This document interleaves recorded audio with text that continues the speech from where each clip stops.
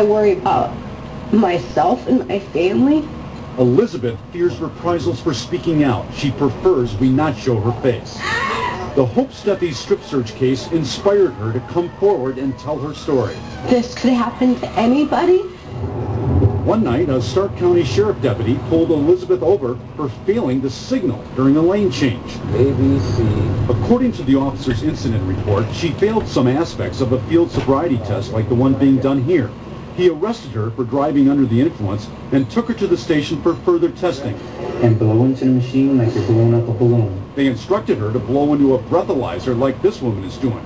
But Elizabeth suffers from asthma, and when she failed to blow harder, she says a deputy marked her as a refusal and made a sexually offensive remark. One of the officers made the statement that, "Baby, we both know you can blow harder than that." Baby, we know. "Baby, we both know you can blow harder than that." And the other officer laughed.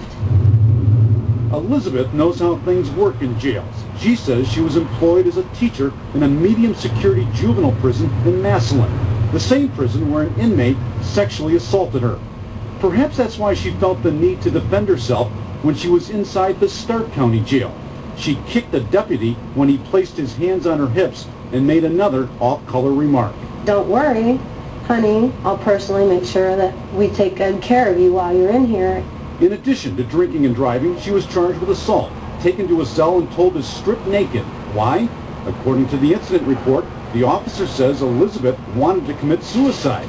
She says that's just not true. "I've never been suicidal. I'm not suicidal. I told them I'm not going to hurt myself. I'm terrified." Her lawyers say 4 other women, including Hope Steffey, were told they were suicidal as well. This is new video of Steffey inside the Stark County Jail. She's wearing a so-called suicide suit on her way to booking. The women's lawyers say a disturbing pattern has developed behind these walls. Women feel they're being dehumanized in the Stark County Jail, and they're not going to tolerate it. Steffey was naked for 6 hours, Elizabeth for 8 hours, but she was given a blanket which partially covered her.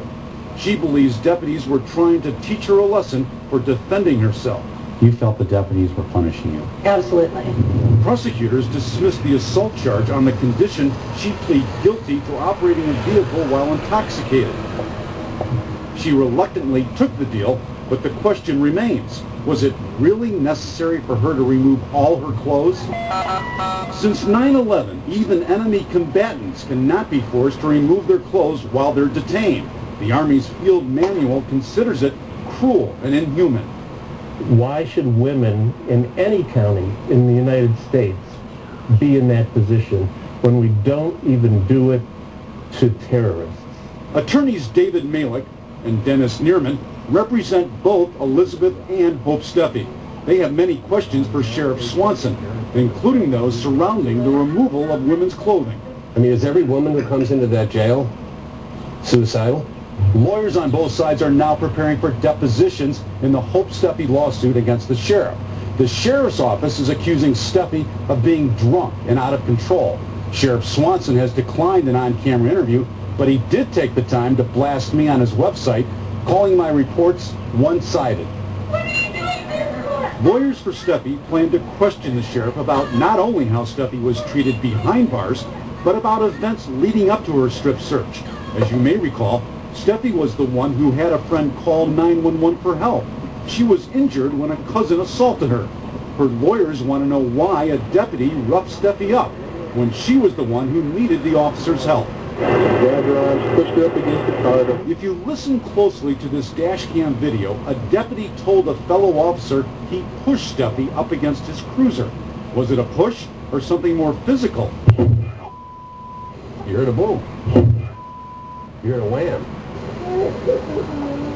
The Ohio Attorney General has been investigating the Hope Steffey case for 3 months now. The sheriff has declined an on-camera interview. I've been trying for more than 2 weeks to talk to him about the case involving Elizabeth, but his spokesperson says the incident report speaks for itself.